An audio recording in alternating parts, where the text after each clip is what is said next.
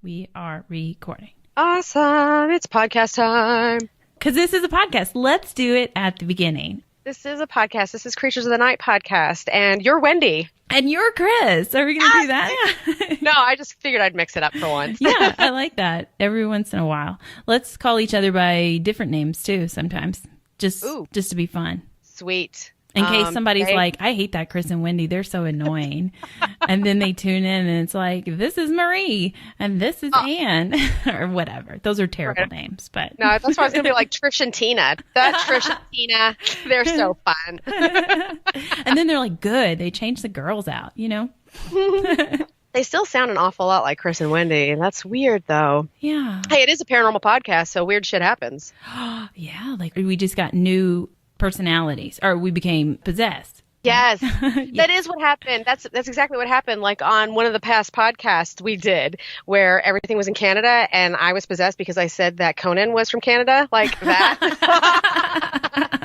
That was not Chris and Wendy. That was Trish and Trina. So yeah, they're silly. They're silly girls, and they think everybody's from Canada. You know, anybody that's so nice and tall. Yeah, I don't know. Right, and tall. I guess we need to start off by maybe saying, oops, we have like a couple of mistakes. By the way, we are people and we do make mistakes just like everybody else out there. I don't know what had possessed me to say that. I didn't research his background. I don't know anything about him other than he's funny as hell. I like him. And he had been on the My Favorite Murder Show with our girls, Karen and George. I say our girls as if we're BFF with them.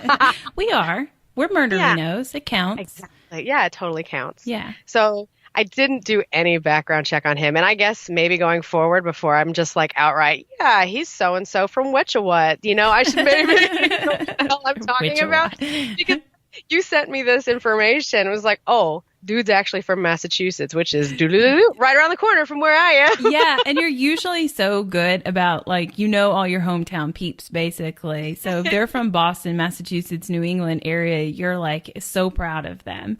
And then, so when I realized he was from basically outside of Boston, I was like, Chris should be ashamed of herself.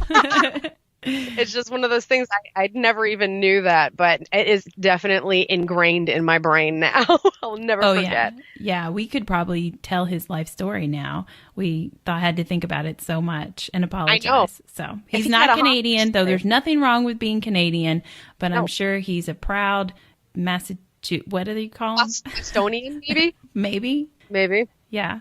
That's the only correction that we need to make, right? For now, I'm sure there'll be plenty I'll have to make up for this podcast. Oh, also, you guys, if you're just tuning in for the first time, we actually record our podcasts way in advance. So that apology should have come a long time ago. But since in our actual world, that podcast had just aired this week, and I'm just realizing that I never went back and made the correction on air for everyone else to hear it. So anyways, as far as I know, that's the only correction I need to make for right now. My biggest oops, but I'm sure I'll make plenty of other mistakes. So maybe just going forward, I'll try to remember to apologize for that right in the beginning. Yeah. And we'll stop accusing people of being Canadian.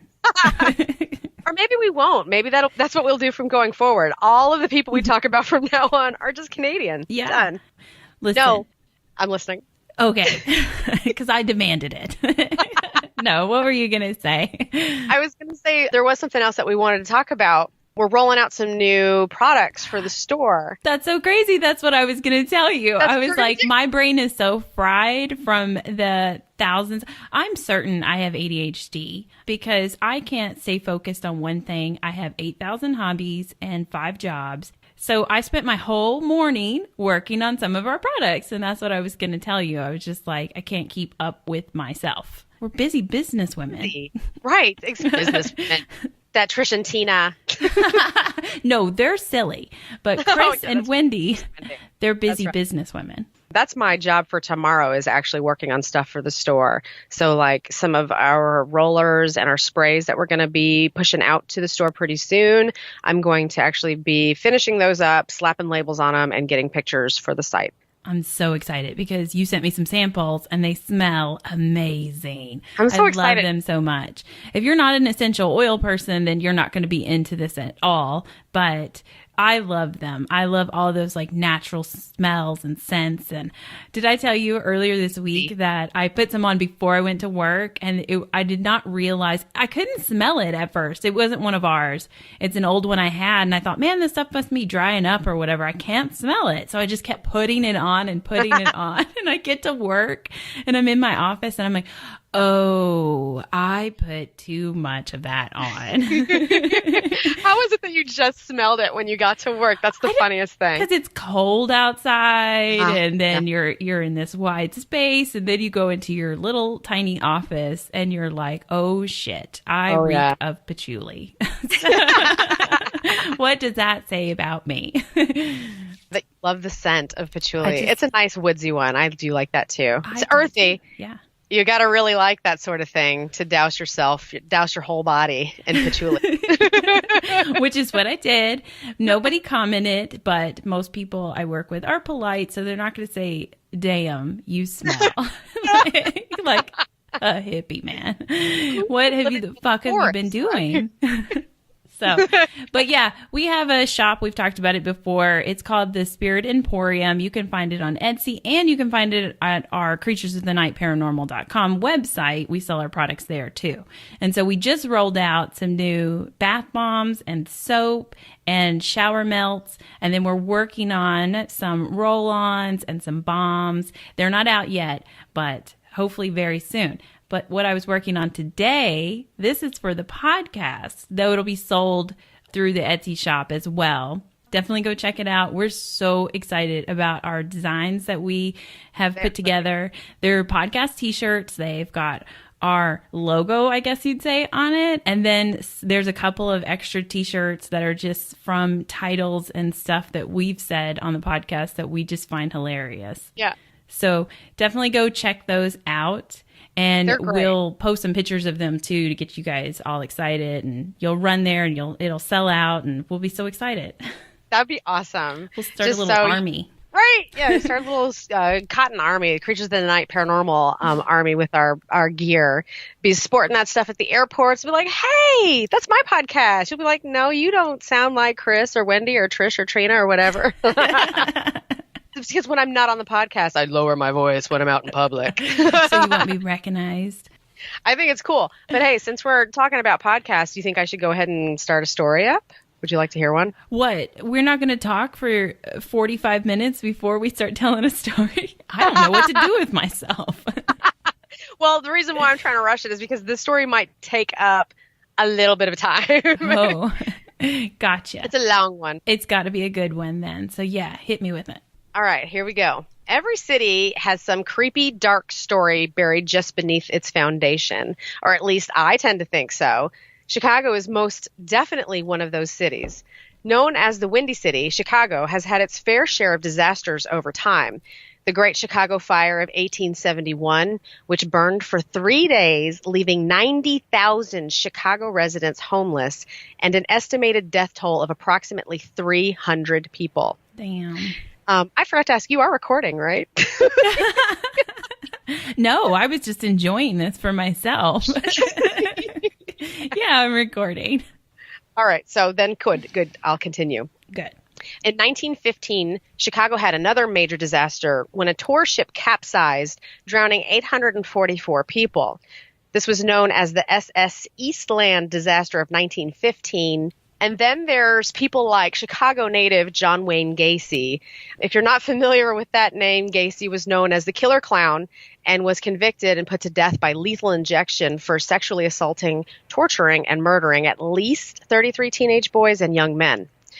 I mean, the list could just go on and on from here, but possibly the mixture of catastrophes and psychopaths have helped bring about the ghostly things that we speak of today when referring to haunted Chicago. That could fuel that fire for sure. Yes. Lots of things happened there. The Windy City, to me, it just oozes with paranormal stories. And perhaps another one of those links might be found at the Inglewood Post Office. Well, it hasn't always been a post office. In fact, it rests on the site of a former castle. And although people come and go daily, many are totally unaware of the dark history that lies just below their feet as they purchase money orders or visit their P.O. boxes. On the surface, the post office seems completely uninteresting. So I wouldn't expect for people to be shocked to learn that the basement holds the key to the strange occurrences being reported by postal workers. I think it would be really badass if I had like just a haunted postal worker story to tell you about. But that would be the best. Just like Harry Potter style letters floating around. Oh, wouldn't that be great? Like if that's where they sorted their mail and ghosts were just fucking with them all the time. I'm going to change my whole story. That's the way I'm going to go with this. That sounds awesome. I love that story. It's more, what's the word I'm searching for? It's innocent that way. Yeah. My story is not so innocent or sweet. The way the story has generally been told is that during the 1893 World's Columbian Exhibition, a very elaborate house turned hotel was being designed for a doctor. A place that many discovered later was a death trap with gas lines throughout used to asphyxiate people in their sleep or not, and chutes that would have been used to dump victims' bodies into the basement where they could later be dissected. Yes, this hotel was built with devious intentions. Without a doubt, the most truly haunted tract of land in unfortunate Inglewood is the small block along 63rd Street where HH Holmes once built his castle for murder. I just caught on to what you were talking about. Really? When you started the death hotel and stuff. So wait a minute. There's a post office inside this building now? Is that what you're telling me? Well, I'll tell you later on in the story what happened, but there is a post office there now. So we can go and we're post in. Office. And I mean, we can go to the post office, hang out in the post office. I'm sure they'll love that. I know, right? They seem like very friendly people there. They just don't sell passports. So... Damn, we actually kind of need those. I need one. So I was like 2 for 1, but nope. I guess I can go in there and just be like, can I get a post office in the basement?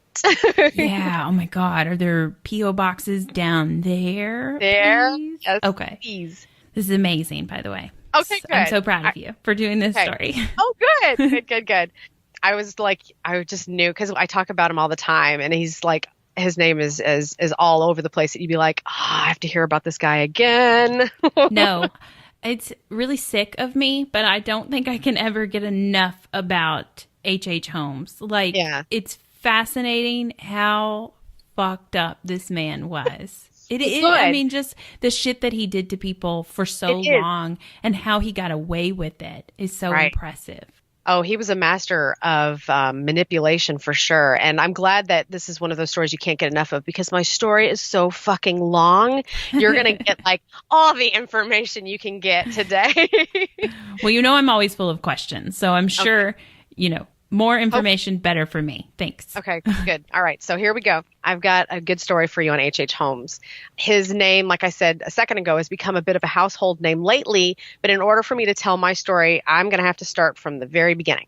So let's go all the way back to when little baby HH Holmes was actually known as Herman Webster Mudgett.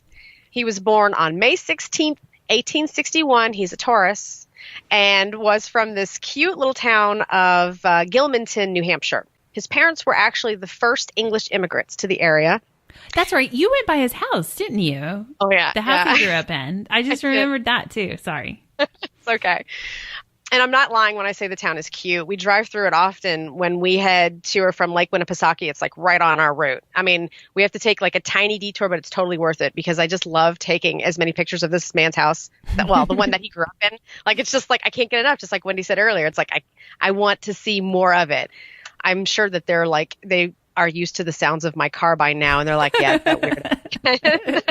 There goes that crazy bitch taking pictures again. Right, exactly. They know the stickers on my car. They know my license plate. They're like, yeah, it's just her. They're going to start to think you live in the area. No.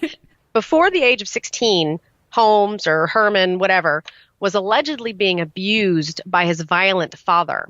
Now, he was one of like 5 kids in the house. He was born as the 3rd child, so smack in the middle of everyone else.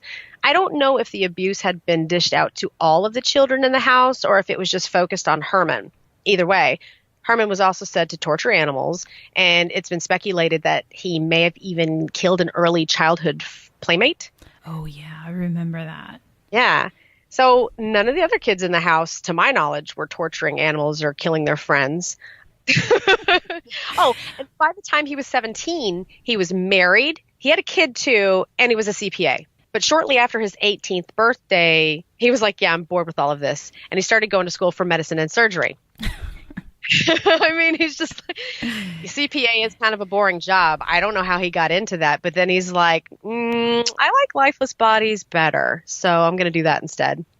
During this time he's going to school, he really started to become an asshole. I wrote that. I think when he killed his friend and those animals, he was probably a bit of an asshole then too. Yeah, I could imagine he was a little bit of a prick. But everybody started to see his assholism. Yeah, it started to become a little bit clear. Yeah. When he was at that age. His name comes up at this time when I was doing researching on a couple of boys that had mysteriously disappeared.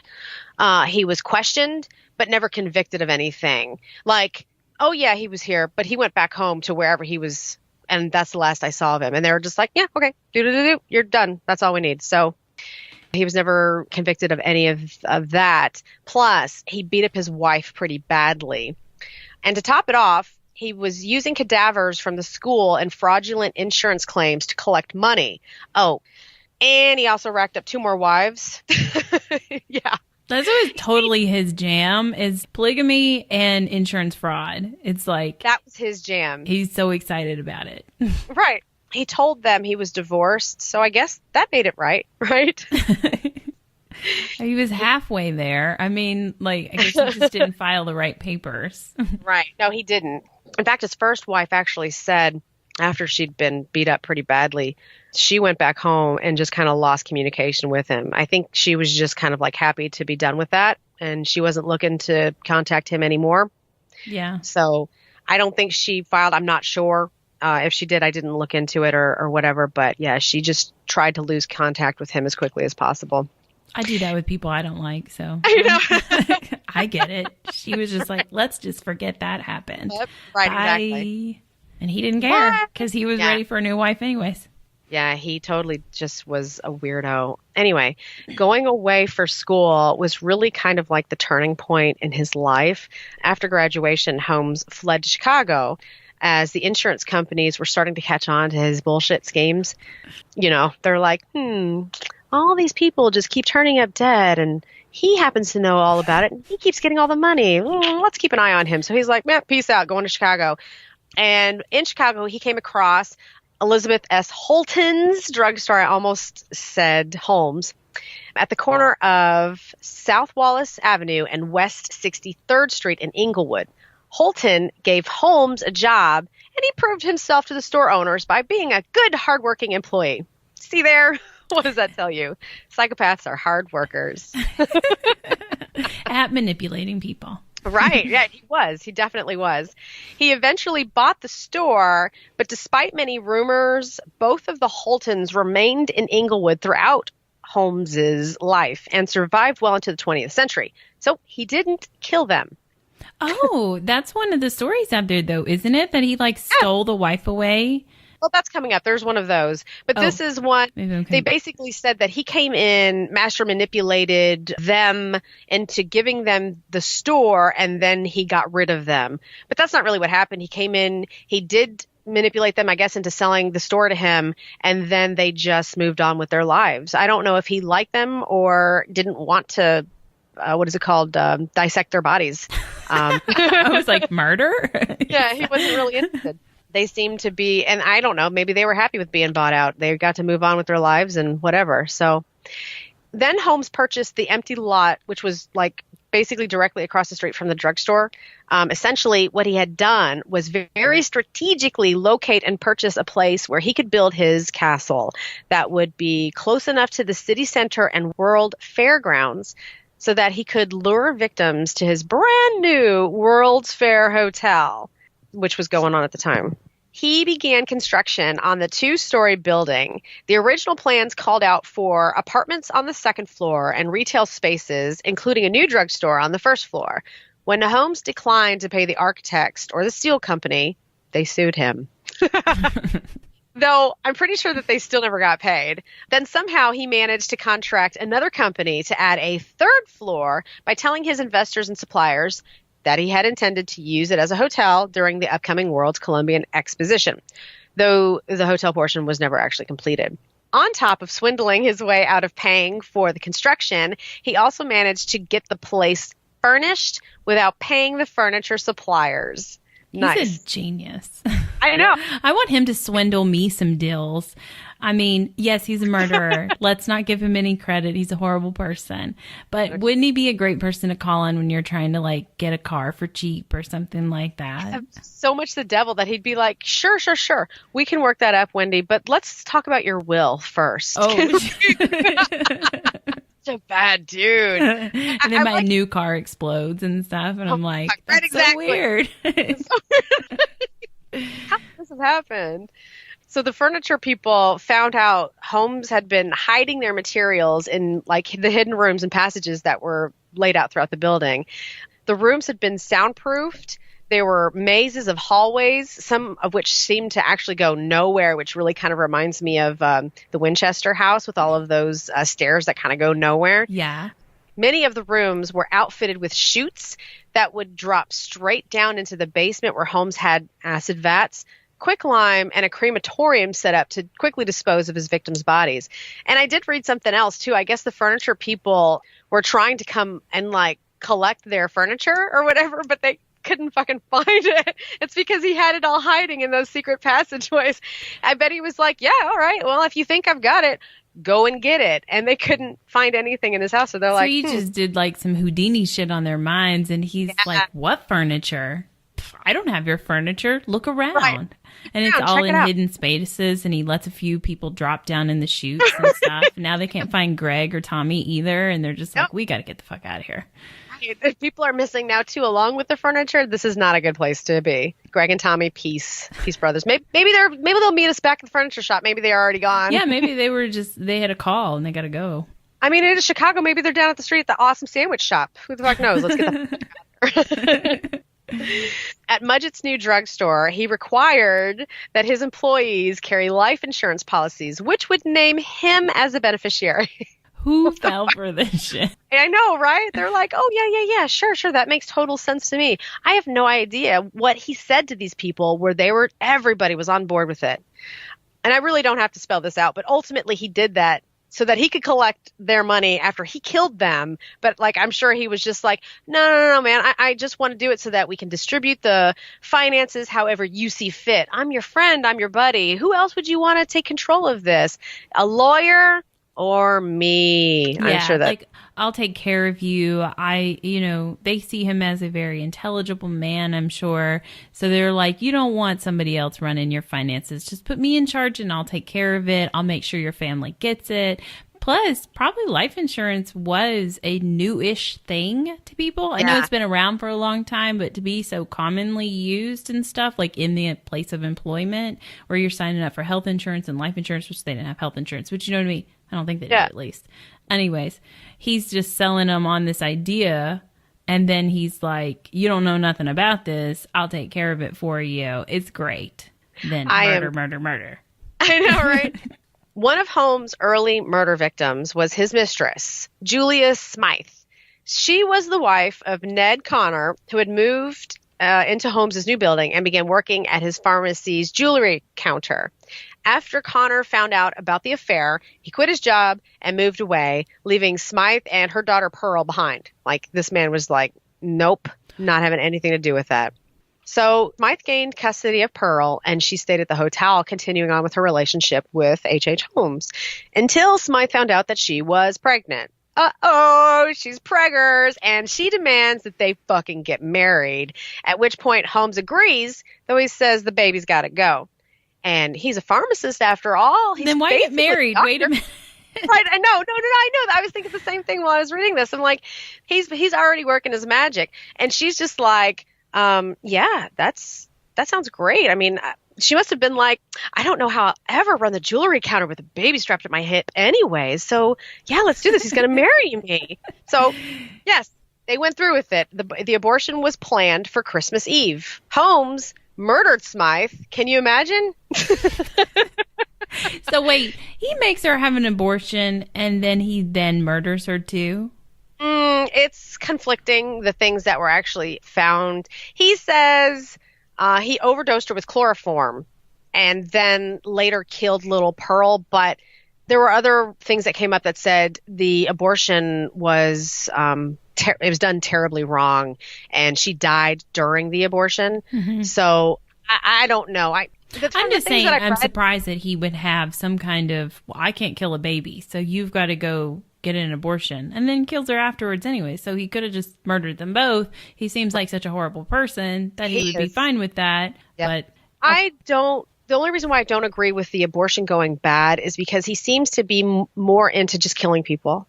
He's not really like Jack the Ripper. He's not like, let's open you up and see what's going on. He's like, yeah, I just want to kill people. I just want to kill people. I don't care how we do it. Let's just kill you. So I tend to lean towards the chloroforming her and all of that being gone after she like signed away all the money to him, rather than him actually, doing real digging dirty work. Now, I know that there's other stories about things that he did down in his like torture basement or whatever. I'm just going on kind of off of the things that have a lot of support, because he was said to have killed like 200 people, but later on they said it's only confirmed 9 that he's actually killed. Insane. It goes from there to here. I mean, there were people that went missing, never heard from again. And at the same time, we already know that he's in with the insurance claims and he's selling cadavers back to the medical places. So, I mean, it's not really for sure what he did with all of these victims or all of these people. And it's also not really sure that all of those victims were his. So I didn't clear anything up for you, and the story won't either. I'm just no, but it was in a time and an era where that would be easily like confused. Yeah, you find out there's this mass murderer in town, and so now your loved one has been missing. So they went there once in this building, or could have associated with this person. You want some resolution, and so a lot of names get put on him that might not be, but true. He murdered more than 9 people too. Right. So. You don't just build a murder castle and only get away with 9 murders. I mean, no, that's lazy. I mean, like there were more than 9 rooms, and you did this for how long? So yeah, no. Yeah. You don't all right. go through all that effort for such a little reward. Right. Exactly. I don't know. I don't really know how like close he was to Smythe. I do know that he's a dark, devious person, so killing her was definitely something that was going to come up at one point or another. How it actually happened, I don't have the actual confirmed details, but it said that chloroform was used to kill her. A tenant actually confronted him at one point. Hey man, where's Julia and Pearl? Like, what happened to them? And Holmes was like, oh, they left to go to Iowa to attend a family wedding, and then they just never fucking came back. Whoa, you would think like such a good liar would have a better lie. Iowa's such an awesome place. They just went to Iowa and they're just like, man. Or he just blamed it on Iowa. He was like, they went there exactly. And they just never came back. I mean, like maybe people did believe that. We would. Oh, fuck. Well, I feel sorry for them. Yeah, Iowa's definitely a scary place. If you haven't listened to our podcast before. Exactly. We're not dissing Iowa. It's scary. That's what we're talking about. Right. We only went for the haunted, scary stuff anyways, and boy, did we get it. Oh, they got it. They got it all throughout there. Definitely do. So another one of Holmes's victims, her name was Emmeline Segrand or Segrande. I don't know. It didn't have like the little accent over the ending E, so I guess it's just Segrand. She began working in the building in May of 1892 and disappeared that December. Also, Edna Van Tassel is believed to have been another of Holmes's victims, and she too was among those that seemed to just vanish without a fucking trace that year. Boop. She worked there and she's gone. With a life insurance policy to him. Yeah, right, exactly. And he got paid. While working excuse me for just interjecting this. I have to put this in here because this is how he became known with this other guy, but I don't have so he is working in this chemical bank building on Dearborn Street. I don't know the details why he was there at the chemical bank working. I don't know if that has something to do with him being the pharmacist and he's like, working on medications or whatever, or if he's just collecting, strychnine and whatever else, chloroform. I don't really know. But he was working there, and he met and became super close best friends with this guy named Benjamin Peitzel, I think. It might be Peitzel. I don't know. It's Pitzel. So have at it however you want. Benjamin Peitzel was a carpenter with a criminal past who was exhibiting in the same building a coal bin that he had invented. So he was crafty. I don't know. He was an inventor. More than crafty. Okay. This was Etsy before Etsy was around. He's making coal bins. So Holmes picked up on him. They became super BFF. And then Holmes molded Mr. Peitzel into becoming his little pet. He became his right-hand man for several criminal schemes, and even the DA later described Peitzel as Holmes's tool, his creature. What a thing to say about it. I know, right? That poor dude. Oh, it's bad. He was like, I'm his sidekick. No. And they're like, you're his pet, motherfucker. Yeah. Oh, yeah. He's 100% in charge, not a sidekick. Right. I think he felt that way, though. Holmes lifted him up and made him feel like he was super important. I mean, it seems like that was his MO. He was just going around telling everybody that. All these women that were just like, oh, yeah. Here's my life insurance, whatever. Yeah, you're my be forever. So in early 1893, Minnie Williams moved to Chicago. Although Holmes claimed to have met her in an employment office, there were rumors he had met her in Boston years before. I don't know. He offered her a job at the hotel as his personal stenographer, I guess because he was just so busy. And she accepted because, shit, why not? It's a job. Holmes went to work on her quickly and persuaded Williams to transfer the deed of her property in Fort Worth, Texas, to a man named Alexander Bond, which, by the way, is also fucking HH Holmes. Wow. Like, I want to sit in on this conversation between him and her. I would have too, because you know what she fucking did? She transferred the deed just as Holmes asked. Yeah, whatever you say. Right. I couldn't imagine, like, if he was selling it to her as some way for her to make money or something, for her to just be like, yeah, okay, we're going to do this, like a pyramid scheme or something.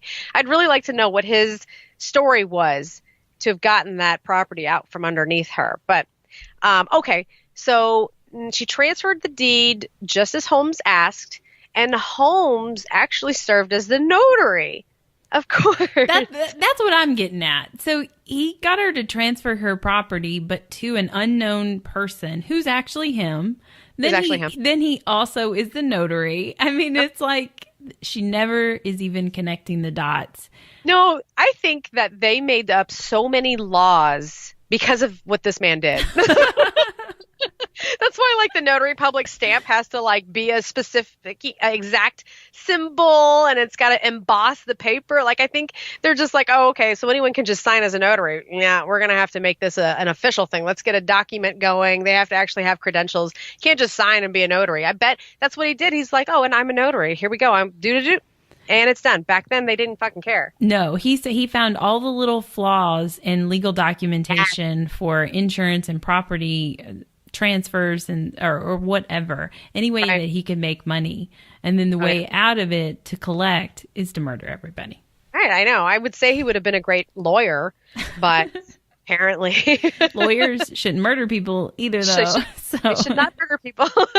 No, I think he just made a great murderer. You'd be a smarter individual if you could figure out how to swindle people without murdering them. Right. Like lawyers do, typically. Exactly. So you're right. Like a lawyer, but lawyers are smarter because they don't have to end up murdering people in the end. And that's what he had to do. And that's an easy way out. Right.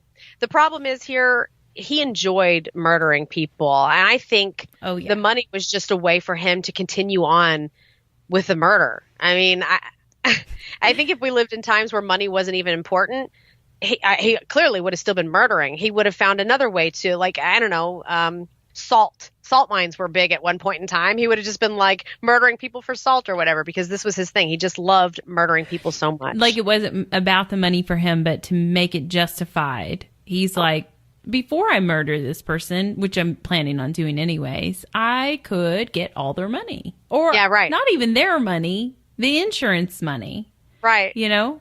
Uh-huh. Yeah, but I mean, this is another thing. Like, Forensic Files built their whole show based on shit that happened just like this. Like, if that show was around when HH Holmes was, can you imagine, like, following this dude with his, like, I don't even know what it's called. I did plan on finding out the name of that style of mustache. I don't think it's a handlebar, because I think those are like a different, but it was a full on, like, bulky, like almost like as if two rats were kind of laying on his upper lip.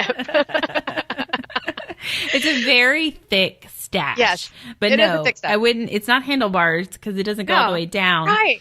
But it's very prominent. And then the bowler hat, like, you can never wash the image of HH Holmes out of your head. And that infamous, like, kind of vision of him. Yeah. That dead, glazed over stare that he's got with that fucking hat. I mean, honestly, he looks like a small guy because the hat is huge and so is the mustache. It just kind of overwhelms his whole face. It's such a blank stare. Yeah, it's a blank stare for sure. I don't know what else to say about him. He was a monster, but if you, like you said, if that image isn't a very haunting image, but it's one that is definitely burned into your memory. As soon as you see his face, you will never forget it. Almost like Stephen King books. Once you hear them, it's like, damn, that was a haunting novel. But anyways, back to my story. The next month, Holmes and Williams, her name was Minnie Williams. I don't know how much of that you're going to edit out, but she was the one that moved to Chicago, got the stenographer job. I'm just reminding you. We took a little break there. The next month, Holmes and Williams, presenting themselves as man and wife, rented an apartment in Chicago's Lincoln Park.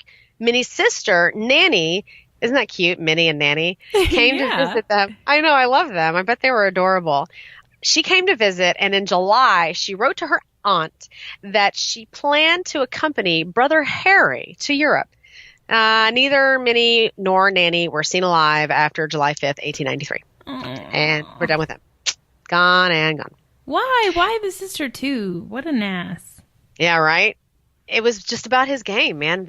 He was just so into murdering. Also, like, leave no trace, man. So the sister was probably part of some kind of conversations or whatever, would have put up a stank or concern, or so he took care of that. But yeah, if she had never come to visit, she probably would have still been alive. So the insurance companies are starting to get wind of his bullshit again. I wonder how many deaths it takes for them to be like, hey. I've seen this HH Holmes name 6 times already. Collecting. He just knows everybody. They all keep, man, what a lucky guy. Number 4, number 5. Wait a second. Hopefully they don't say what a lucky guy. Yeah, right? Because he keeps getting all the money. That's why I'm saying that. But yeah, I know. But, like, insurance companies have no heart. But right. You hope they're a little like, oh, poor thing. Wait, this is the same beneficiary. Yeah, I would assume that it would have to have been like the same person working on that insurance claim, because if there's like 100 people, how would they have caught on so quickly? They didn't have like a database back in 1890. Well, I'm sure they did, but I'm sure it's all paper. It's a filing system. It's not like... So some chick walked over to the filing cabinet and she's putting it in. She's like, fuck, this file is big. We keep sending... Wait a minute. Did we just send 8 checks to this dude? Right, exactly. I love that, the mental image of, fuck, this file is huge. You're right about it not connecting, and so I imagine it takes multiple people in the office working different claims, and that's why it takes so long to catch on, is because they're not communicating the information. The same as where he was doing this in one part of the country, so he just moves to a different part when they start to catch on, because they're not going to talk to each other. So exactly. They don't know that he was doing that already out in New England. Sure, exactly. I mean, you hear stories about that with cops that did the same thing with the case of like the Zodiac. It was in the same fucking town, I think, in California, right? Or 2 different towns in California. And those police departments didn't communicate back then. Yeah. And that was in what, the 50s, the 60s? So we're talking 1800s for H.H. Holmes, clearly. they weren't communicating that sort of thing for insurance back then. But you would think that they would actually have been a little bit more hip to that. Well, I guess, okay, so finally they did come around to something was going on with him because they were pressing to prosecute him. And in 1894, he pieced out of Chicago. He then reappeared in Fort Worth, Texas, where he had inherited a sweet piece of property. Right. Of course. Yeah, you remembered that. I thought that was kind of funny. I was like, oh, damn, he had this set up. It was almost as if he planned that. Like, I've got this place just in case. His exit strategy. Yeah, man. God, he's fucking smart. I know. So in Fort Worth, he sought to construct another castle along the same lines as his Chicago operation. Once again, swindling a number of suppliers.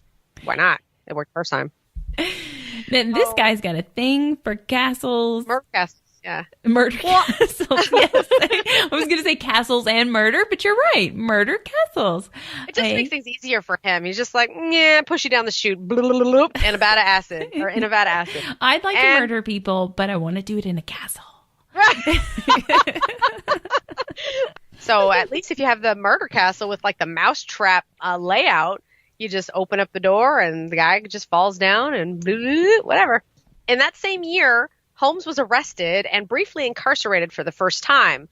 And the charge was for selling mortgaged goods in St. Louis, Missouri. A whole nother fucking scheme that he was working on at the same time.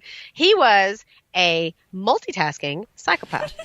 I was going to say that's what I am.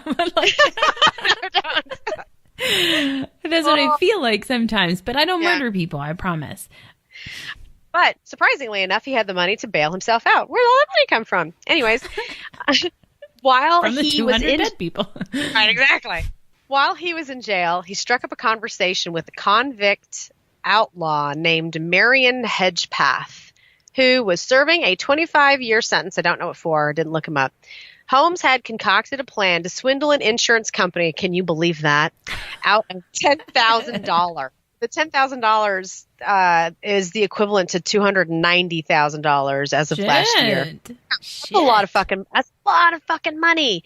And what the concocted plan was to basically take an insurance policy out on himself and then fake his own death.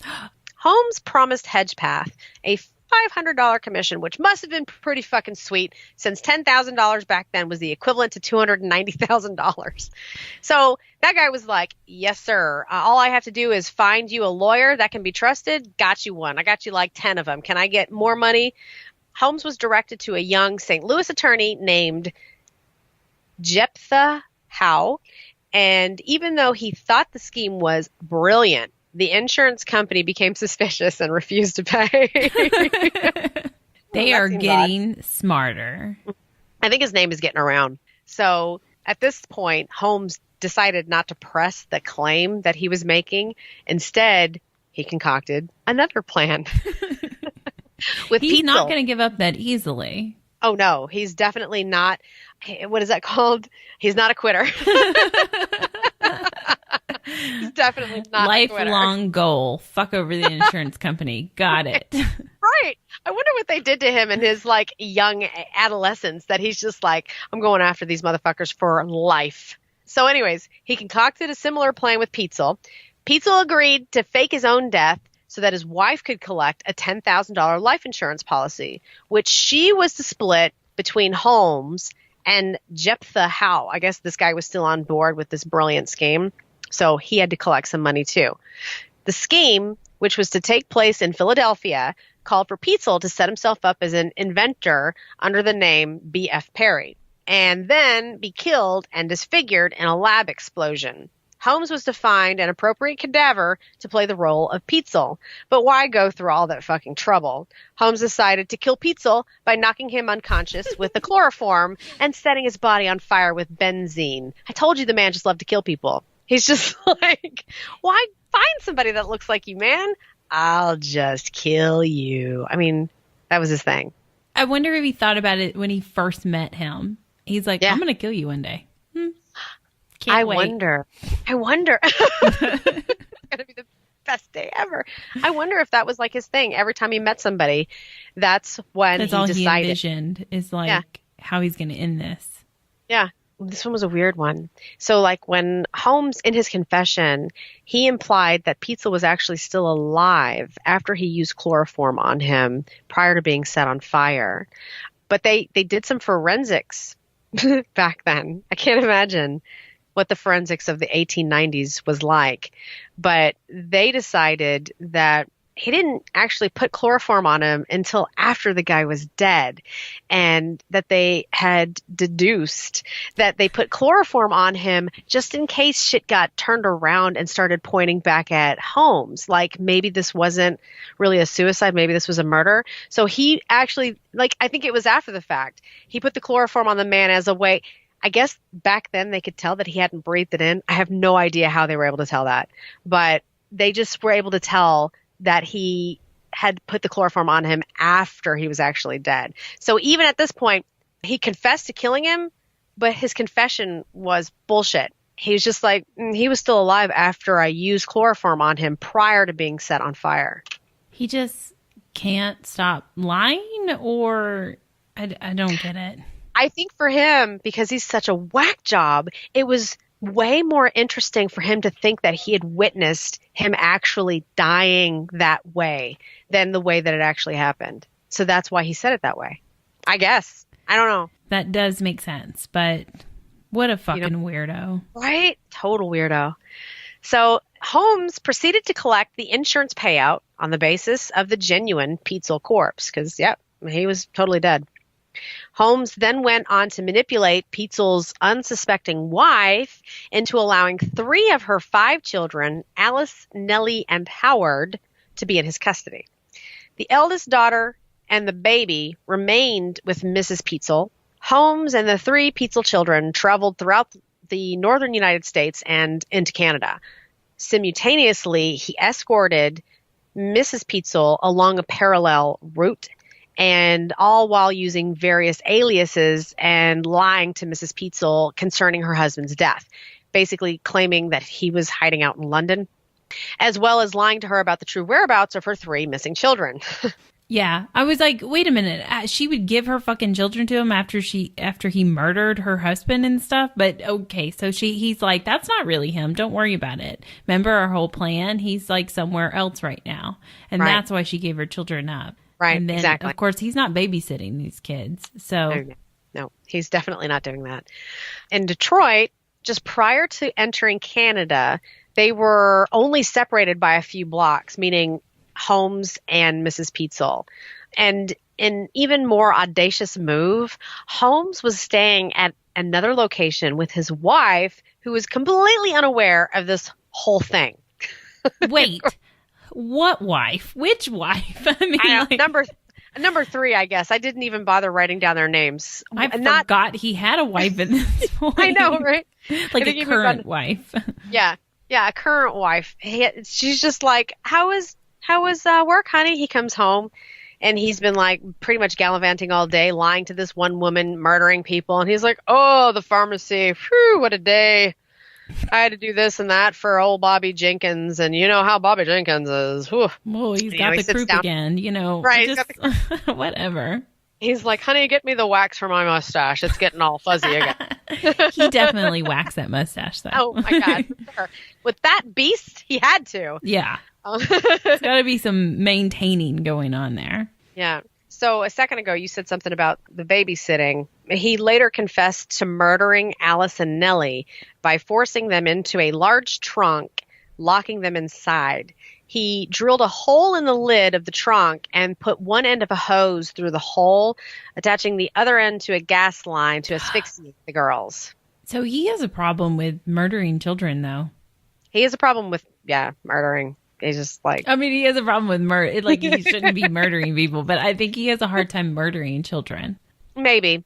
Holmes buried their nude bodies in the cellar of his rental house at 16 St. Vincent Street in Toronto. Just next time you're in Canada. Keep that writing it down. Frank Geyer, a Philadelphia police detective assigned to investigate Holmes and find the 3 missing children, found their decomposed bodies of the 2 Petzl girls in the cellar of the Toronto home. Detective Geyer wrote, I don't know if you want to hear this. I probably don't, but you're going to tell me anyways. So bad. The deeper we dug, the more horrible the odor became. And when we reached the depth of 3 feet, we discovered what appeared to be the bone of the forearm of a human being. Oh, he didn't even go the normal 6 feet down? What a dick. Nope. Like, right, that's exactly. going to wash up eventually or something. He's just such a dick. You're right. No, but they weren't in the chest or the trunk anymore. He'd actually pulled them out of the trunk and then buried their nude bodies. So, I mean, like, what did he do with the trunk? He's just like, I'm keeping that. That worked out great. I mean, just patch that hole, honey, and put all the slippers and pajamas in there. Right. He gets home to his wife, and after he waxes his mustache, he's like, how did this hole get in my favorite trunk? I need to put my hats in here. Now the moths are going to get to them. Oh. And he's like, you don't have to worry about the moths, bitch. That's not funny, but it's funny. No, but so then Gary and Tommy are back? I got so confused because Indianapolis and the guy's name was Geyer that I'm just going straight to demons. Anyways, Geyer then went to Indianapolis where Holmes had rented probably a cute little cottage. Holmes was reported to have visited a local pharmacy to purchase the drugs which he used to kill Howard. If you'll remember, this was one of the kids because he had 3 of them. Yeah. So he bought these drugs to kill Howard and a repair shop to sharpen the knives he used to chop up the body before he burned it. Damn. Like, fucked up to this kid. It's just so different from what he did to the girls, you know? Right. I think maybe that was how he felt. So, like with all of the women earlier on, it seemed like he was killing them with asphyxiation or chloroform or whatever. Bodies of boys went missing. And this is one of them that would have gone missing had this guy, Frank Geyer, not gone investigating because he found bits of teeth and bits of bones in the chimney of this cottage. So this boy was going to go missing too. But we kind of know what he did to him loosely, you know. I mean, we don't know what he did to him. We just know how he ended. End result, yeah. That's the end result. Horrible. I know. So Holmes's murder spree finally ended when he was arrested in Boston on November 17th, 1894. He was held on an outstanding warrant for horse theft in Texas, as the authorities had become more suspicious at that point. I can't imagine. This motherfucker was stealing horses too? Time. And that they give a shit more about that than all the people disappearing? Hold on, though. I think that was a technique. Yeah, they were holding him on that, but I think that's just what they were fucking spewing to him. You were just looking into this horse theft, you know, to keep him calm. I got you. Yeah. Like, so you could totally get out of this type thing. Possibly. It's not a big deal. And then they're like, oh, you're a murderer. We know it. Right. They were still trying to build their case. I wonder how long it took them in 1894 to, like, you know, keep someone there on a horse theft case while they're actually collecting evidence, because they didn't have cell phones. They couldn't look at Boy's Facebook page and be like, oh, no, he's totally associating with all them. I see him on here. Because that's how they do it now on, the first 48? They didn't have that back then. No, but they could also they had less liability in a sense, I guess you would say, in holding people. They can be like, we think you're a criminal. We're fucking holding you. Right, and it's like, okay. I mean, like, there wasn't as many laws to protect them in how they were treated once they were considered breaking some kind of law. I would think, at least. Yeah. I didn't live then.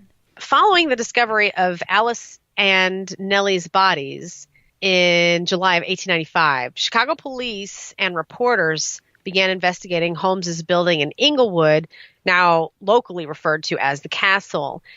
Though many sensational claims were made, they couldn't find any anything there to actually convict Holmes of, probably because they were all gone. He had cleaned up before he pieced out of Chicago. He probably knew that they were coming for him, but they couldn't find anything there at the castle.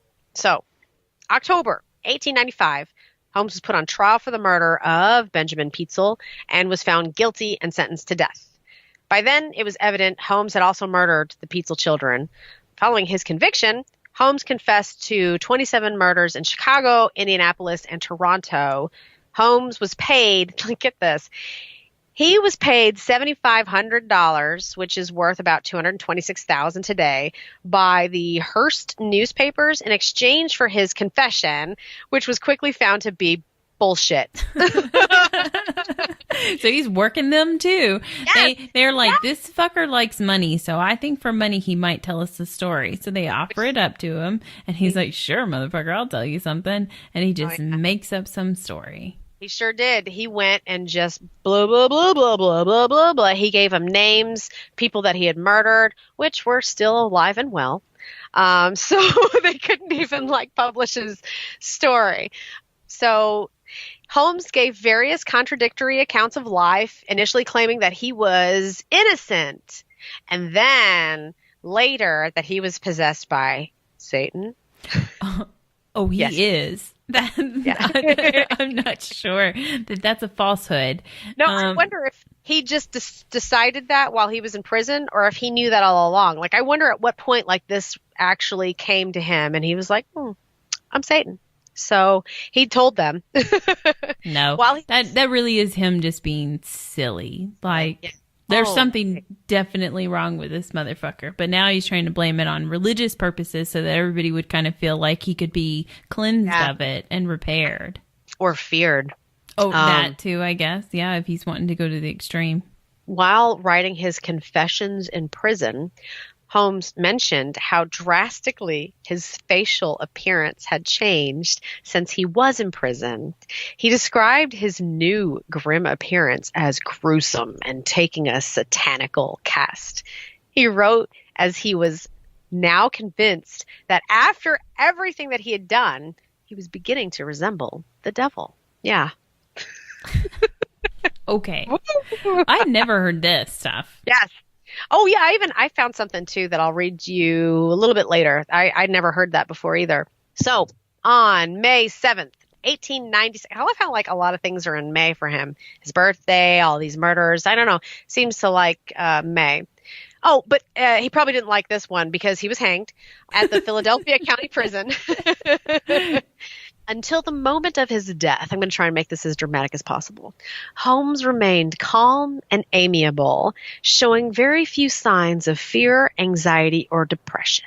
Despite this, he asked for his coffin to be contained in cement and buried 10 feet deep because he was concerned grave robbers would steal his body and use it for dissection. Holmes's neck did not snap. He instead was strangled to death slowly, twitching for over 15 minutes before he was pronounced dead. I don't think if he was Satan, it would have taken him that long. He'd been like, this sucks. Click.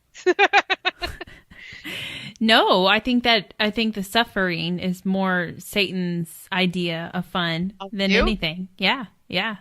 Oh, that he made him suffer. That's why he made his neck not snap, and that he had to suffer for 15 minutes, right? Yeah. So if I would envision Satan as a real entity, I'm not saying I don't, I'm just saying if you want to cartoon it out, draw it, then his idea of fun, even to loyal subjects, is to make them suffer. So you work for me, but you will still have a horrible, painful death. That's our thing, Right. If it was quick and easy, that would be too good for you. That would be a blessing, probably. So we're going to make this painful. We like pain. That type of thing. That's how I would envision it. I really have no clue. No, I agree with you. And I personally prefer the fact that he suffered. I mean, yeah. He doesn't get that a chance to choose, since he's murdered people that, he took their lives. They shouldn't have put his body in concrete either. And I would kind of like to hear that they didn't, because they were like, yeah, okay, motherfucker. Nope. No, we're not sparing any fucking expense for you. They can dig up your fucking body if they want and do whatever the fuck they want with it. Because at this point, the public deserves to do whatever they want with you. I'm glad that you brought that up, because in 2017, Holmes's body was exhumed for testing because of the rumors that he had escaped execution. Oh, yeah. The fact that he got his wish to be buried underneath cement. Did you read or hear any about this as it was going on? No, you did. I did not know that about him. My God. Yeah, I totally was following the whole thing. I was super crazy about this. I can't believe they're fucking digging him up. They dug him up. Pretty wild hearing about this. It was kind of like my Super Bowl. So his coffin was finally uncovered after they made it through the thick layers of cement. So actually they dug down and they found a coffin, and they open up the coffin and it's empty. And they're like, what the fuck? So grave robbers, whatever. And they kept digging. They found the cement, and they got all the fucking cement off of there. They got his coffin, and the crazy thing is, because they had cemented over his coffin, his body didn't decompose naturally. Yeah, because it was completely cut off from oxygen. It was sickly preserved. His clothes were almost perfectly intact. And also the fucking shit that we've been talking about through this whole episode, his mustache, still there, still right there. Oh yeah. It was definitely him. They positively ID'd it as being HH Holmes by his teeth. And they later reburied him, but it was so gross. I was so involved in seeing the story. It was just they opened up his casket and it was just goo. And yeah, because it couldn't go anywhere. It couldn't evaporate. The skin couldn't do its thing. It was a bunch of goo in the coffin. And it was all what happens to your body as it decomposes, but it's there in a goo form, jelly. So they buried two coffins. One is a fake out coffin. Yeah, a decoy or whatever. Yeah. You open it up and you're like, damn, somebody already beat us to this. Somebody beat me. Yep, they did. So they wasted money on this motherfucker. Yeah, they did. I hope they spent his own money, actually.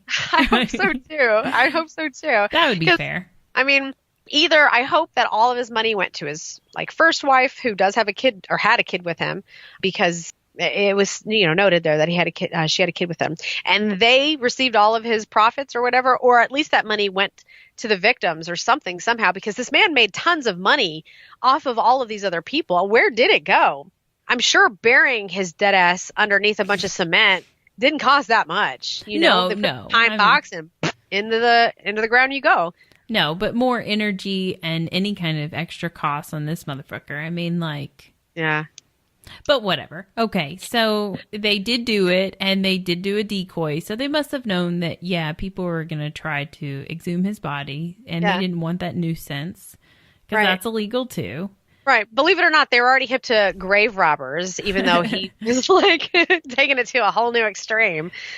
So yeah, they did that, which I think is pretty interesting. Maybe he swindled somebody there at the jail too. I don't know. And was like, yeah, I need this and this. And they're like, yes, sir, Mr. Holmes, we're going to make it happen for you. I don't know. Yeah. He's such a smooth talker that he seems like he can convince anybody to do things.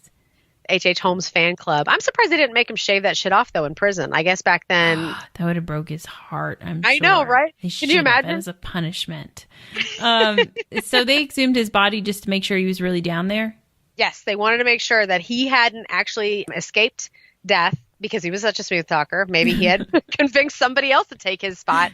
But that's why I was so involved in this. Like I said, it was kind of like my Super Bowl. I was eating popcorn and dip and buffalo dip and whatever. Is it him? Is it him? Oh, it's him. Patriots won again. Fuck. We kind of already knew that was going to happen. But yeah, so it was him. So back to 1914, the Chicago Tribune reported the death of Keeneland. Now, I haven't even brought him up in the story yet, but he was actually taking care of the castle, known as the caretaker. His death would be, I guess, unexplained to some degree. Keeneland, I think is how you say his name. I want to say Quinoa because it's Quinlan. So we'll go with Keeneland. He committed suicide by taking strychnine. His body was found in his bedroom with a note that read, "I couldn't sleep. Keeneland's surviving relatives claimed he had been haunted for several months and was suffering from hallucinations. The castle itself was mysteriously gutted by fire in August of 1895. And according to newspaper clipping from the New York Times, 2 men were seen entering the back of the building between 8 and 9 p.m. About a half an hour later, they were seen exiting the building and rapidly running away. Following several explosions, the castle fucking went up in flames. Afterward, investigators found a half-empty gas can underneath the back steps of the building. The building somewhat survived the fire, though it was totally torn down in 1938. The site is now occupied by the Inglewood branch of the United States Postal Service.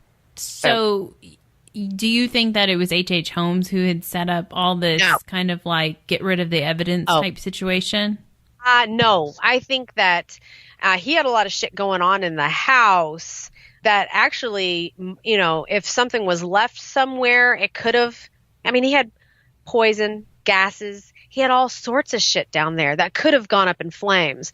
I think it's possible that people went and once they found out what a real monster he was, that they didn't want the fucking neighborhood turning into a circus. And they were like, we're going to fucking take care of this problem right now. Yeah. And because people were already getting interested in it, you know, back in the 1800s, they probably had the Ted Bundy girlfriends just like they do now, you know, for Ted Bundy, basically. HH Holmes, people were like, oh, I want to see. So they were just like, nope, we're going to cut this shit right off. And they went and took care of it. I just think, I wish I had more information on Keeneland because it seems like him staying in that place, he was starting to feel the effects of some maybe ghostly experiences and he couldn't take it anymore. Like he said, he couldn't sleep, and his relatives he had already told them how he was being haunted for months and he was seeing things. They claimed that they were hallucinations, but they had no other way of explaining, you know, what he was telling them. So I think shit was going on there that he was seriously bothered by, and it made him take his own life, which is really sad. You know, I wish that he would have moved out, told a story, got a book deal, and became a rich man off of it, but it didn't work out for him. It's probably got to do with like realizing that you worked for a monster as well, and that you had some part in this devastation. Right, exactly. Yeah, that really ate at him. So it was guilt as well as being in the place that had experienced all that pain and that bad energy. Yeah. And I mean, when you say it like that, you can kind of see where that's why he took his life. You feel bad for the man in some degree, but he, you know, as you said, if he was involved, he probably felt like he either had it coming, you know, and that was the easiest answer for him. Mm-hmm. Maybe they didn't have good therapists back then. I don't know. Oh, I'm certain they didn't. So. You know, they didn't have good. I mean, if this guy was going around posing as a doctor, so. Yeah, and it's the time like where they were still like, you know, sticking ice picks in people's eyes to try to help them and stuff like that, lobotomies and I'm certain talking things out really weren't. No. You're absolutely right. The protocol back then.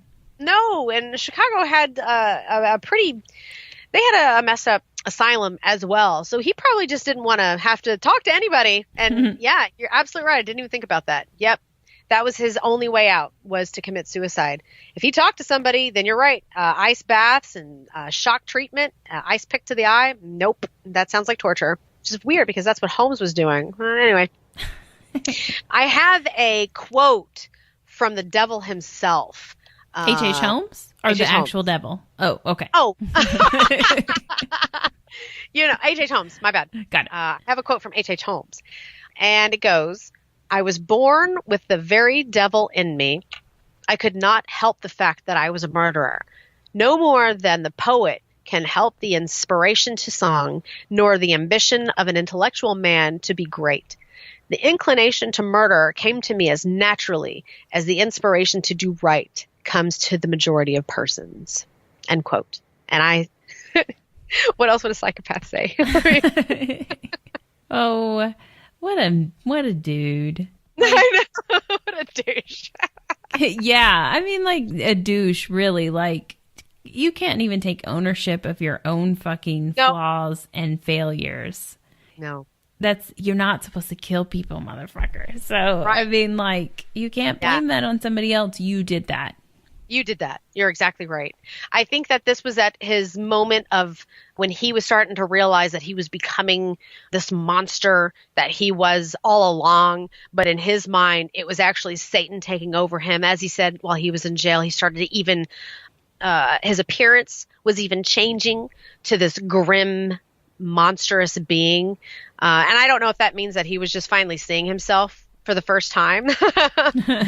That is possible for sure. But I mean, also just wonder if someone that had eluded capture for so long and had participated in these murderous activities for so long and didn't seem to bother him at all until he was caught. Now he's like, oh, Satan made me do it. It's not me. I mean, like, if he thought that would get him out of trouble in some way, like they would just send him off to get help, or if he was seriously finally like letting everybody know I was doing this for Satan all along, you know, you'll never get a straight answer from him because he's a pathological liar. So, I mean, like, you'll never know if he worshiped Satan all along and this was his goal, or if it was just what he threw out there in the very end to try to get out of trouble. You know, most people, when they go to jail, they do something called repent for their sins, and they usually turn to God and they become very spiritual, you know, and they talk about Jesus and praying and the Bible. This guy did the complete opposite. He's just like, but was he screaming out to Christian groups to like come help convert him? Or was he just like, hail Satan and moving on? You know, I mean, like, I'm going to go out with a bang if I'm going to go out. I actually wonder if this was like a last ploy at manipulation to try and say, no, I'm not in my right frame of mind. I'm crazy, and maybe I should end up in a crazy house where he would then again manipulate. Yeah. So he's like, it wasn't me. It was Satan the whole time. Yeah. So if a good Christian group wanted to step up to the challenge to try to convert me and cleanse me of these issues, then let's do that. And then nobody jumped on that bandwagon. They're like, yeah, okay, you and Satan can go to fucking hell. Bye. Right. I mean, we've had plenty of people like that through time. I mean, David Burkowitz was one of those who, the Son of Sam killer, you remember? That's what I was trying to think of, and I was I was afraid I was gonna fuck up his name. But when he was, when there was a demonic presence that caused him to do his deeds, and then later on he's like, just playing. That wasn't really true at all. Playing. I just made that up. You just made that up to get somebody's attention and to hope that some Christian group would step up to the challenge, or any kind of religious group would step up to the challenge and try to convert you and heal you of your demonic ways or whatever. You would get a lesser sentence either way. Yeah, like that you're crazy or you're not in your right frame of mind. Could you imagine if HH Holmes went to an insane asylum? Everybody's life insurance policies would be signed over to him. Oh my God, for sure. So I don't have any more of his story. That's pretty much it. What I have now is some of the hauntings of the postal office that I referred to in the very beginning of my story. Love it. So during the filming, the Hauntings of Chicago, which was for PBS station WYCC, I don't know, some local Chicago station, postal employees on staff at the Inglewood branch of the United States Postal Service were interviewed. Several employees attested to strange goings-on in the building, especially in the basement where we need to get our P.O. box, which is believed to share a foundational wall of the original castle.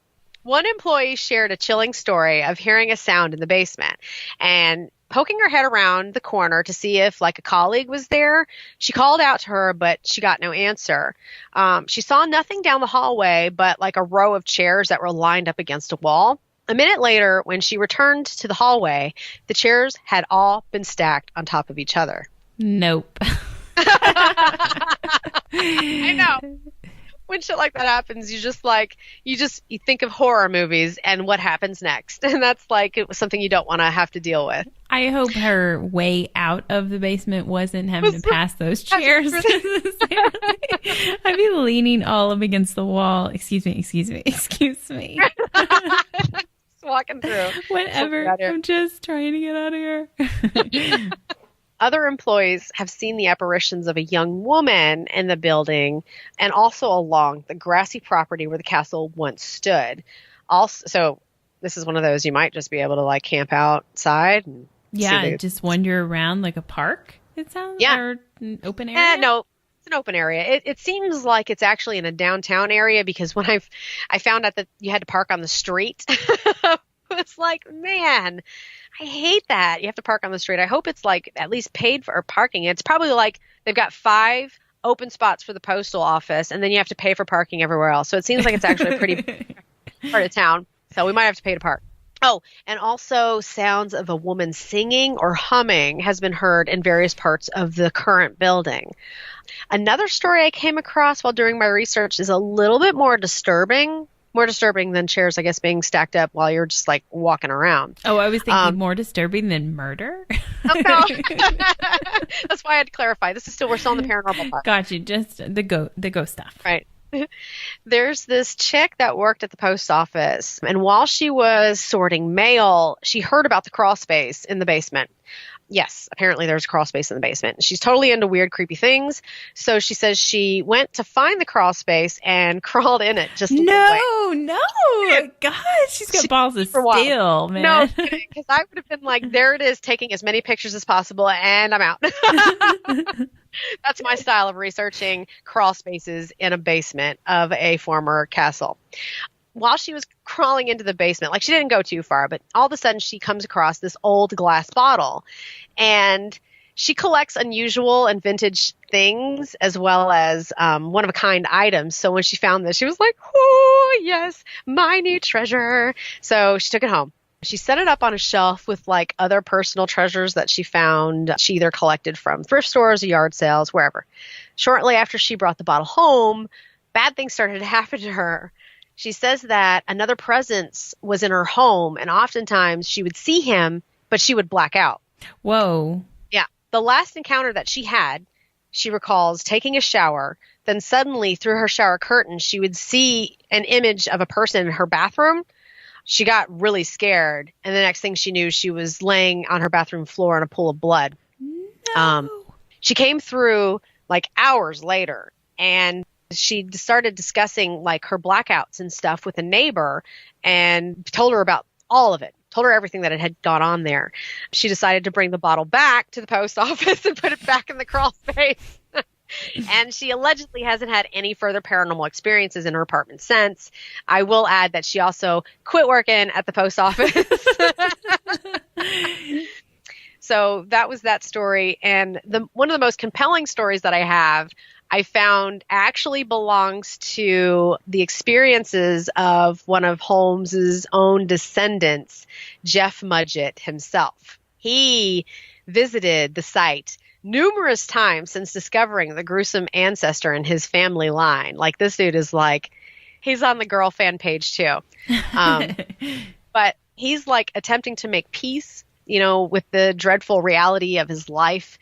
Mudgett wrote the book called Bloodstains, which is a heartfelt journey through his revelations and remembrances and his hopes to help heal the family lines with his grandfather's victims. Good luck with that, Jeff. Yeah, I'm totally thinking that too. Like, part of me is kind of like, yeah, or you're just trying to make some money off of your family name there. I don't know. You know what it reminds me of? You remember the story I did about the cannibals in Fiji? Right. And they were like, we're tired of all of this bad shit, so here's a bunch of whale's tooths, and we're going to let go a bunch of balloons in honor of this guy who we... You know, it could be that sort of like he feels compelled to try and make peace with this, or he wants a book deal out of it, and he got a book deal out of it. So yeah, who knows? I mean, like, I don't know what it would feel like to find out that you're related to some mass, I was going to say huge murder, not even mass, whatever's bigger than mass, like a mega murderer, like a dark ass motherfucker. Do people judge you by your name and think that you have some kind of tendencies as well, or have some kind of, that blood is tainted type situation? In that case, I mean, I can understand trying to therapy that shit out and write a book and talk about it and just open people's minds up and apologize for something you didn't even do. I think for him, I mean, the fact that his last name is Mudgett, it makes it a little bit harder for him to just go through life without being looked at twice. You know, like someone's going to recognize that name and be like, yeah, it's a unique name. Sounds familiar, you know? Mm-hmm. Holmes is actually a pretty cool name. You know, if your last name is Holmes, it might be HH Holmes, but it is a common name, right? But Mudgett itself, because I just told you, but that was his actual name. If you have any familiarity with the story, you're gonna recognize that, and you're gonna think twice about it. Maybe not if you're not familiar with it, or I mean, maybe you're just cashing this guy's checks. You're not gonna think twice about it. No, you'd have to know his story to really recognize that name and stuff. But it is a unique name, so you're not going to hear it and think, oh, there's tons of those names out there. No, there's not. So you're like, and can I trust you? You know, right? Exactly. You might question this person, and if he wants to talk about it so that he feels better about his family heritage, and it's not just tainted with this one bad person, then I can understand that. It's fine. I'm not judging anybody. I don't know you. No. And maybe he just used this whole thing so that he could have access to the basement at the post office. I would do that too. I mean, maybe he's just as kooky as us, and he's just like, what do I got to do to get into that place? So Jeff first visited the site of the murder castle. Employees of the Inglewood post office told him in regards to the basement, don't go down there, man. It's a terrible haunted place. Like, those were their exact words. Of course he went because, his whole purpose of being there. Right, exactly. He's like, that's okay, guys. I totally want to go. During his time alone, Jeff experienced severe physical and emotional effects from his visit. He says that, and I quote, "Before I walked down those steps, I was a non-believer. Absolute non-believer. I would have walked into any building in the world. An hour later, when I came out, my whole foundation had changed. I was a believer." I don't know what happened to him other than it was a very emotional experience, and he didn't believe in ghosts prior to that, but something happened, maybe a row of fucking chairs. Because, I mean, if you're a non-believer and that shit happens, what else? How else can you, like, I didn't take any drugs before I came down here. I didn't have any drinks. How else could you explain that? So maybe he saw a shadow person, because other people have reported seeing shadow people. I don't know. And I haven't read this man's book either. So. Oh, I wonder if he explains it in more detail and he's less vague. I imagine he would in his book. That was just to get like a teaser to get. Yeah, right. Get my book. But yeah, if you're a complete non-believer and then something happens that you know you didn't cause it to happen and there's no other explanation for it, it doesn't even have to take something as extreme as the chair stacking up. He could have went down there and, I was going to say hear a voice, but people make so many excuses for those. But you know what I mean. Anything could have happened and he was like, my whole life has changed. Yes. I like to think that because he is a descendant, that somehow he was recognized.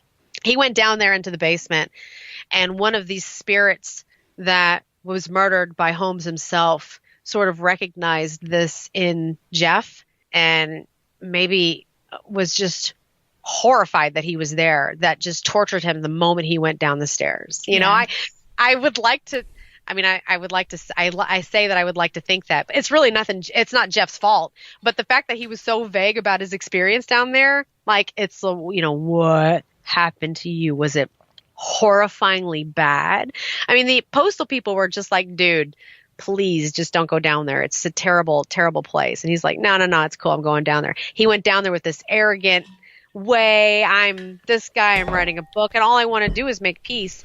Maybe some bad shit happened to him down there. I wonder if he just went down there and got like a super awful feeling as well. Yeah, it could be. like I said, I have no idea. Just like no, speculating. Like he went down there and had flashes of being. Oh, like, you know. Yeah. I've seen stories like that too, where people are related and they can just, like you said, they see like these images of things that had happened. So, Wendy, if we are ever in Chicago, and I feel that our interests will one day bring us both there someday. Oh, yes. We got to go to the post office. And mail some postcards. Isn't that what you're supposed to do when you're out of town? Yeah. That's what you're supposed to do. And maybe we can open up our Paranormal Podcast P.O. box while we're down there in the basement. We get all our mail sent to Chicago. We better make a friend to send it to us. I mean, I got some family members that are relatively close by. I just don't know how close they are to Inglewood. So like, can you please drive to this post office where I don't think sort you can our get mail a for spot? us? No. But anyways, I thought that was a cool story. I've been wanting to talk about HH Holmes since we started this podcast. So there it is. I finally did it. And if you didn't know the story before, now you know most of it. I did leave out some of the things because I have to try and wrap this up at least in an hour so that I can tell you about the haunting. More like 2 too. hours, but right. Try so hard not to make it that long, but it's an interesting story. So there it is. That's my story, and I'm sticking to it. Done. Like I said in the beginning, I'm so proud of you for doing this. I am so super stoked because, like we've both said, we watch true crime TV shows, CSI type TV shows, and listen to podcasts and stuff like that. We've heard of HH Holmes before. He's a fascinating character, and the shit that he pulled off is ridiculous and horrible. And the fact that you found a haunted element to tie it into this podcast, I'm so proud of you, because I would have just seen him as a straight, murderer. He's a serial killer, a sociopath. He's a horrible ass fucking person, and not necessarily falls under paranormal terms until you get to pull in the post office. So I appreciate you finding that element so that we can sit here and talk about him, because that story's always been impressive to me, just how he got away with shit for so fucking long, and just how arrogant he was, and how people fell for that. I mean, like, that kind of personality, you don't want to meet that person, but you also want to maybe witness that event, and just so you can really understand how the fuck did that happen. And more, not in a like, I'm so impressed, I want to learn his ways. No, more like, I want to make sure I never fall for this kind of shit. What is he saying that he's convinced all these people to sign their life away to him? It's a survival. It's wanting to survive, so you want to understand. It's not like I'm fascinated, he's a fucking genius, I know. Could you imagine if this guy had held like classes or podcasts himself, like how to not be seduced by my kind of creep? He would have made a fortune. He wouldn't have had to kill people. He could have stayed at home and just cut chickens up. Like, dead chickens already. Something. Right, not the live ones. Yeah. Well, no, I guess you could do that too, right? Chickens are food. Yeah. So, have a self-sustaining farm that would have got your blood murder tendencies out. Yeah, you could have been a butcher, and then had a podcast on telling people how smart you are, because you apparently thought you were super devious and smart. Right. Super devious and smart. He was. And you could have just stayed home and left people alone. I know. Please don't go out killing people. That's not cool. Be smart. Go on and be a lawyer or a podcaster like other smart people do. They don't have to kill people. They just kill fucking stories. Boom. Boom. Okay. I'm a little bit arrogant too. But you keep it at home. You don't go and bother people with that. Except for these podcasts. I hate leaving home, so that's why I do a podcast. So that's it. Yeah. I'm glad you like it, Wendy, because I wanted to tell you at the very beginning of the story, since we were doing like announcements and stuff, happy birthday, since this is your birthday week. Happy birthday. I'm doing a story on HH Holmes, but I couldn't actually tell you that. So I love this. This was a great gift to me. This is your gift. I did a story on HH Holmes for you. I appreciate it. He's one of my favorite serial killers. I know. Mine too. So I hope you other listeners out there enjoyed that as well. If you do, then write us an email. If you don't, then keep that shit to yourself. But you can also write us an email. We just want to share it with everybody. Email us at creaturesofthenightparanormal@gmail.com. Hit us up on Instagram, Facebook. Wendy loves that shit. And it's her birthday, so give her some love. Oh, we love Twitter. We did a Twitter now too, right? Yes, I totally started that up, and I'm like trying so hard to backtrack. I've got to like post something every day, and it's like draining me mentally. Yeah, why can't there be an app that like you just put a post in and it'll just shoot it out to all your social medias? You know Does what? that exist? Because every time I think something doesn't exist, it actually does. So I finally got Instagram working. So now it's actually like shooting stuff to Facebook, but it won't shoot stuff to Instagram because I remember I sent you a picture of some guy who had tried to fraud me on Instagram. So he had got my account and it's like a Chris something Arabic wording. You mean Twitter, but yes. Oh, did I say? Oh, but yeah. It's through Instagram. I could link it to Twitter, but it won't link to the Creatures of the Night on Twitter. It links to his account on Twitter. I don't want him to get all our cool stuff. What is he doing with our account? What a rando account to take over. Right. I can't do that. Right. It's not like I had I'm not famous or anything. I don't know why he totally took over my account. So no, I'm not smart enough to understand where the scam is in all of this. Right. Maybe these are just some HH Holmes wannabes, and this is what they have to do. This is what it's elevated to. Right. Like, I'm sure people still fraud insurance companies all the time, but sure, yeah. I imagine that's made increasingly harder. So now there's just lazy ass people sitting at their computer breaking into people's Twitter's account. But I don't know how that benefits you. They're gonna murder you one day. Right. Joke's on you. I don't talk to people. We're not famous. Only our families listen to this podcast. Right? Oh, that's kind of sad. But I love my family, and I love your family because they are our biggest supporters. Yeah, I can't wait for them to buy so many t-shirts. Sure. No. I know, right?